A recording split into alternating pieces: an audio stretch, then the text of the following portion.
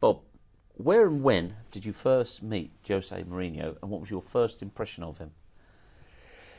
Well, I first met him when I got off a plane in Lisbon and was met by the president of sport in Lisbon, together with a young interpreter. Stern-faced, good-looking chap, spoke quite good English, and was told by him that he was my interpreter as arranged by Sousa Sunta, who was the chairman of Sporting. And so he introduced himself to me because the president of Sporting couldn't speak English and I couldn't speak Portuguese. So he introduced himself to me, speaking the best English he could think of. Very shy, a bit nervous perhaps. But at the same time, he had an area of confidence about him. When did it become apparent to you that he was going to be more than an interpreter for you? Well, to be fair, not until the end. We spent 6 years together in Sporting Lisbon. Then we went to the big club in the north of Portugal, Porto, where José's just left and spent 2 admirable years. He was so good, he was so trustworthy. I respected him so much. I treasured him. And when I got the job in Barcelona, I asked him, would he like to come with me and do a similar job for me in Spain, because I knew he would pick up the Spanish language quickly, as he was obviously very adept in Portuguese, and there is a similarity. It's not the same, but there is a similarity. I got him a very good salary. I negotiated a very good interpreter's salary. He was the best paid interpreter in the world because he was my interpreter in Barcelona. He liked that very much. And he spent 2 years with me in Barcelona. So for 6 years, he stood beside me, very often behind me as my interpreter. And it wasn't until towards the end that I used to give him some coaching jobs, because he was a great student of the game, was José. José loved football, and José had a great knowledge about football. And he was bright, he was very alert, he saw things, and he was intelligent. He liked working with me. He was completely trustworthy. In fact, I said to him, listen, José, I don't understand what the Spanish are saying. I don't understand what the Portuguese players are saying. Not until later, anyway, when I picked up, a bit of a terminology in Spanish and in Portuguese football. And I remember saying this to him. So I want you to tell me exactly what everybody is saying in the dressing rooms, on the training ground, half-time and full-time. He never let me down, because there was a certain time when he could tell me everything that was being said. So I just understood, even though I couldn't speak those languages fluently at the time. I got better as the years went on, of course. But he looked after me in that sense. He protected me, dead straight. We had a great relationship. I was a bit of a father to him, because, I'm a few years older than José. He learned a lot from me, because I'll tell you what he did do. He listened, he looked, he memorized it, and he wrote it down. And he spent 6 years with me. So I wasn't really surprised when I finally said to him after 6 years, José, I'm now going home. I've been abroad for 10 years. I'm now packing in European football, and I'm going back to England, and maybe to retire. So what are you going to do, And by this time, I was giving him small coaching jobs. It's quite good. He needed to be on his own. He needed to be in charge. He needed to have extra confidence about himself. But that's an amazing thing, Bob. I mean, you say it as though it's just a little task like asking somebody to run an errand. For the translator to all of a sudden to be given coaching jobs, it's unbelievable. Oh, yeah. No, there's no doubt about that. That's rare. I mean, can you put into perspective how rare it was for a translator to start coaching? Extremely rare. It's like having a school teacher behind you, which he was. José was, came from education. He was a school teacher. He had a very small, minor Portuguese coaching qualification. He then later went on, he's very clever, he then went up to Largs up in Scotland. He got a a Scottish like full badge coaching certificate. He knew what he wanted to do. I think he knew that he would want to stay in the game after I left, or whenever we separated and parted. I think that was in his head all the time, that maybe he could at some stage become a coach in his own light, at his own level, and develop. And he did that. I mean, he when I left, he stayed on with Louis van Gaal. He got 2 more years of experience with Louis van Gaal, saw another facet, saw another personality, saw another way of operating, I guess, saw another way of training, saw another way of coaching, saw another way of communication with players. And he stuck two together, and he's turned out to be an amazing guy, really, because he went back home like I did. He went back to Portugal, took on a small job, small club in the middle of the country, Lira, I should say, and did all right. He then went to, a lot of people don't know this, he then got a job in Benfica, and it didn't work out for him in Benfica. And there were reasons for that, of course, and Jose would tell you a whole story about that.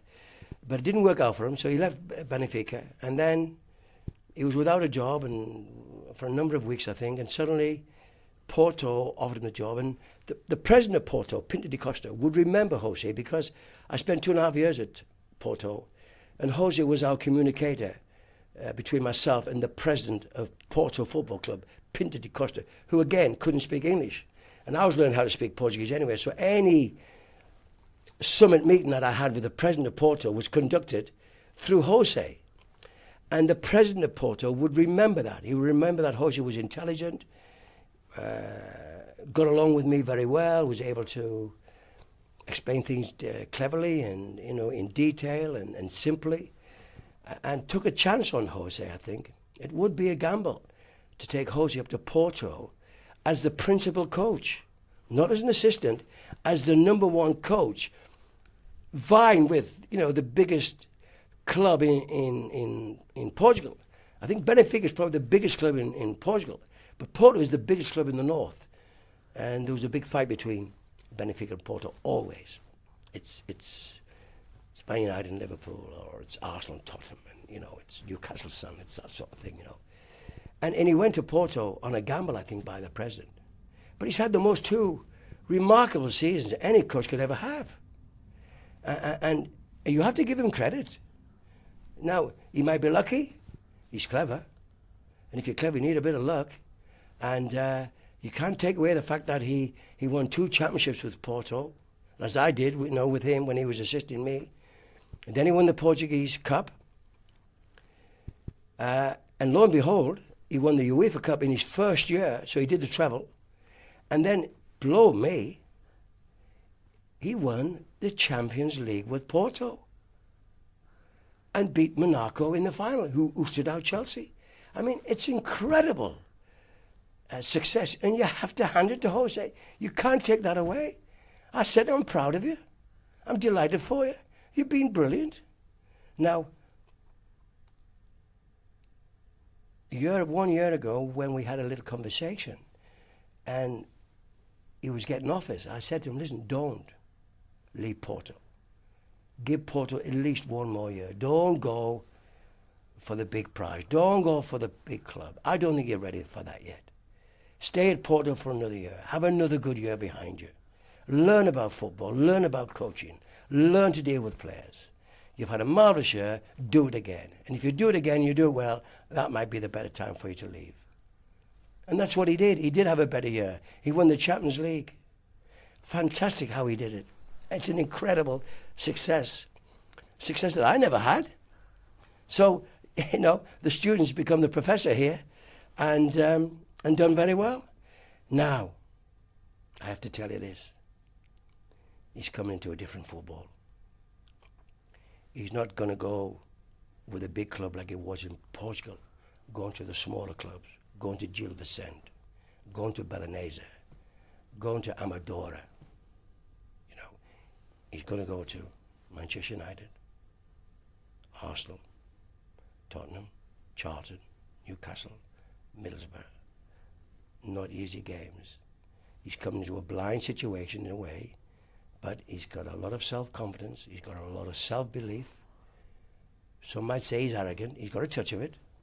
Won't do him any harm. He's a confident young chap.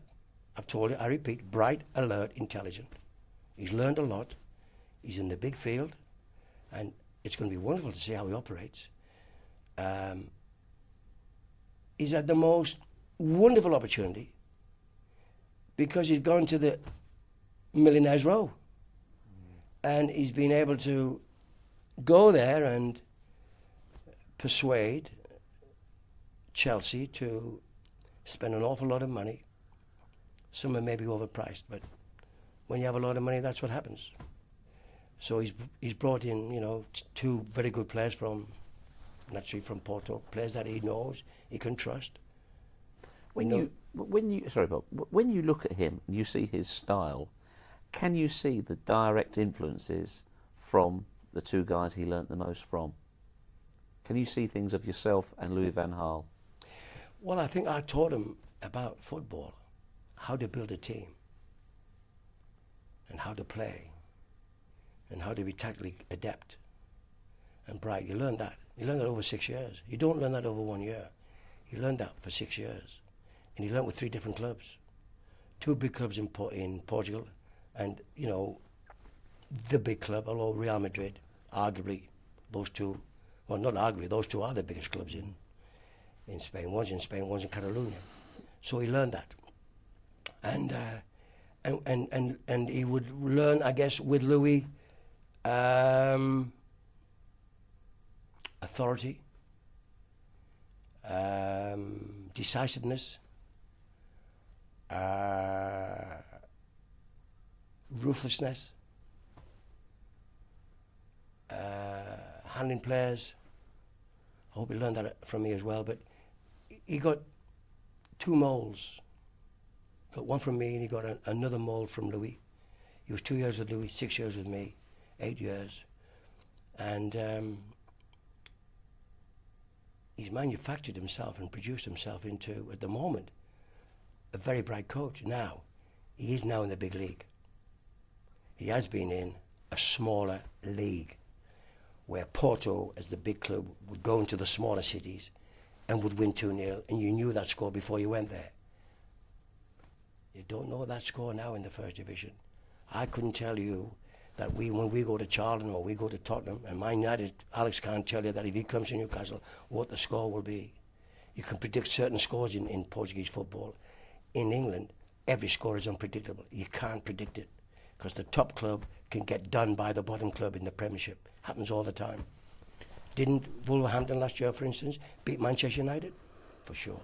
So that can happen to him. So he's going into a different league, but he's battle-hardened.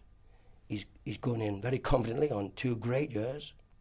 People are looking at him as a little messiah, I don't know, a big messiah, Jesus Christ, whatever. But it's going to be interesting, and I'm going to watch every game and every result that he plays for.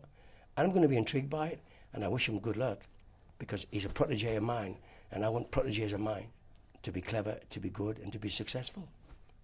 Is he also going into a bigger league in terms of the type of players he's now going to have to handle? He's now got world superstars. Yeah.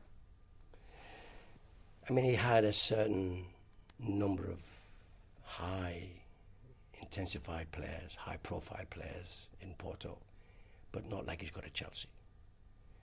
I think he said he wanted 21, or maybe 22, or maybe 23 squad players. But everyone's a top player. Everyone. And I was reading just the other day the number of players who didn't play in the last match. There were 7 top players, all internationals, who didn't play. Now, Arsene Wenger's handled that. Alex has handled that.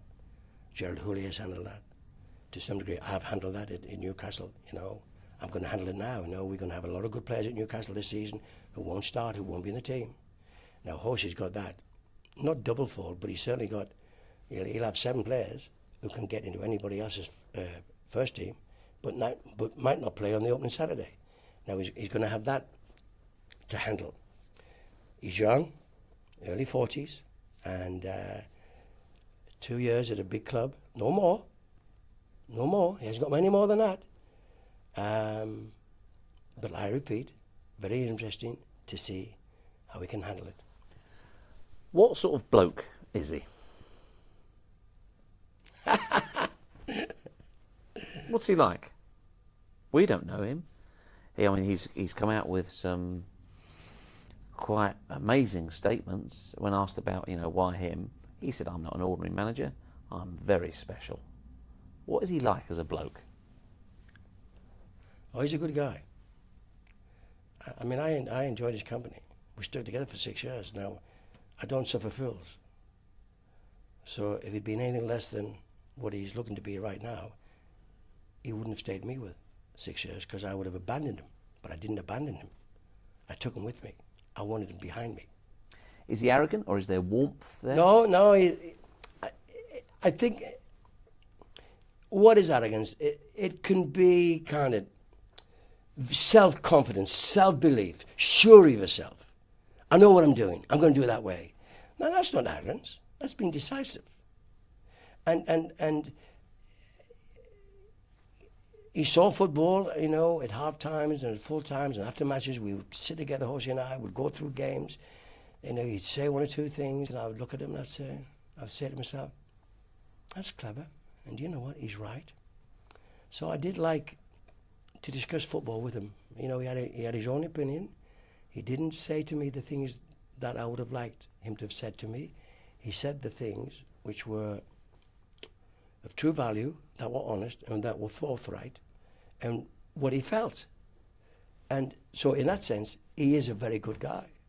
And because he's like that, he has more than a great chance of succeeding, because they have bought well. Their new signs are good players. He's kept, naturally, a big, strong nucleus from last year as well. Lampards and Joe Coles and Terry and Babariaro and Bridges and all the others, of course. Good Johnson, and he has probably got the deepest and best. I'm saying probably because I don't know. End of season will tell us that. But he has probably got the best and deepest quality squad in the country. What's he got to do this season to be judged a success? I personally don't think he has to win it. It's his first year. He's a stranger into the city, all right? He doesn't know the back alleys and so forth. He doesn't know the clubs he's going to go to. He needs a backup, and I think if I may say so, Stevie Clark is still there, Mick McGigan is still there, and I told Jose about those two guys. They don't want your job. Trust them. They will back you up. You need those two guys. He's brought his own team from Portugal, but he needs an English backup. He's got it. Two good guys. And I think they'll do him proud. But he needs a good start. What a match! What an opening match! But it's not won on the first Saturday. It's won over a long season. He's got a tremendous squad. He will rotate. I'm sure about that. He will be able to handle it. I hope. It's just going to be very interesting to see how it all unfurls. I can't quite get my head around this. Hang on. What year did you meet him? What was the year? Sporting Lisbon. I went to Sporting Lisbon in the 92-93 season. Right. 93-94 season. Right. So 93, 94, now 94, 95. So a guy you met 11 years ago who was sent to the airport to meet you because he could translate. School teacher, translator. Has won everything possible at domestic level, is now going to be in direct opposition to you, and is in charge of the wealthiest football club in the world. Yes. Could you ever have dreamt that? Not at all, and neither would Jose. I think Jose would. And I'll tell you one interesting fact. You would have thought, wouldn't you, that Chelsea Football Club at some stage would have rang me up and said, look, in confidence, we're thinking about signing on José Mourinho. Bobby, what do you think? Let me tell you something. They didn't. Why? Well, I don't know. I don't know why they didn't ask me. They didn't. Somebody's saying they didn't. So Chelsea Football Club never rang me up and said, in comes Bobby, can you tell me something about José Mourinho? Because I tell you what, to let Ranieri go after what he did, and the way the public loved him, and to oost him out and bring somebody in,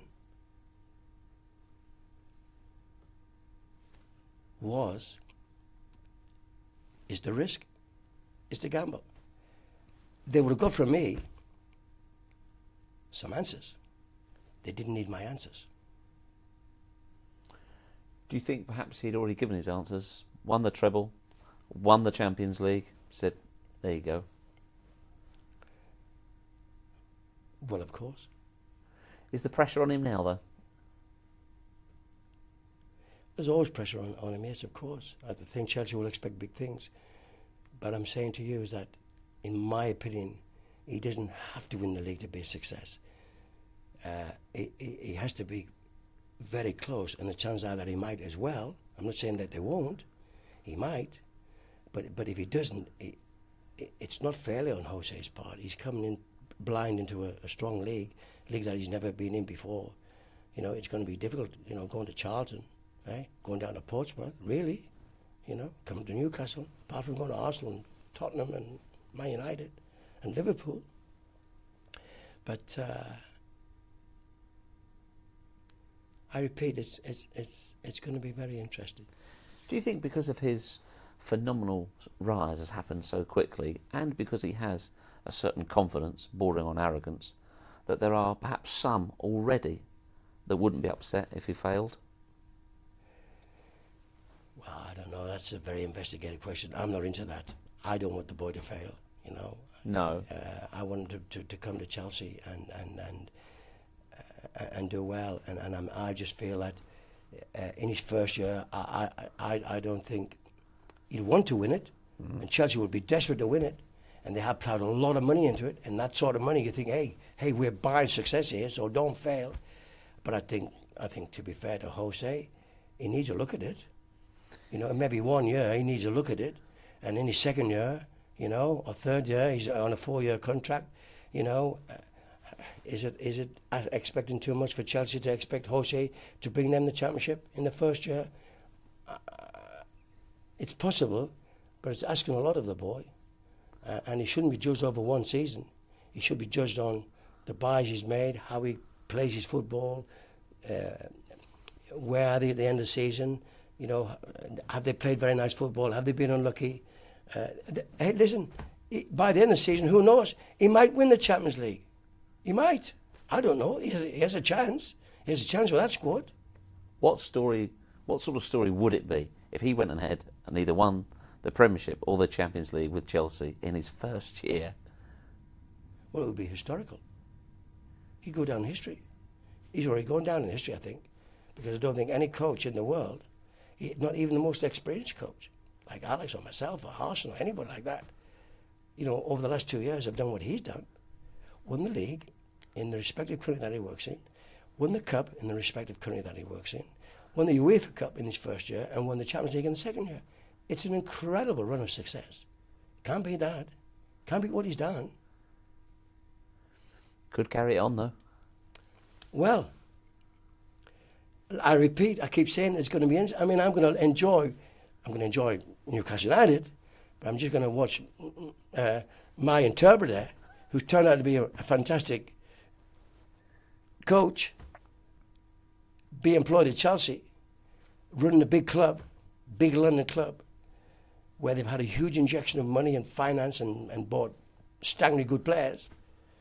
You know, he's paid a lot of money for Ferreira. He paid a lot of money for Cavallo.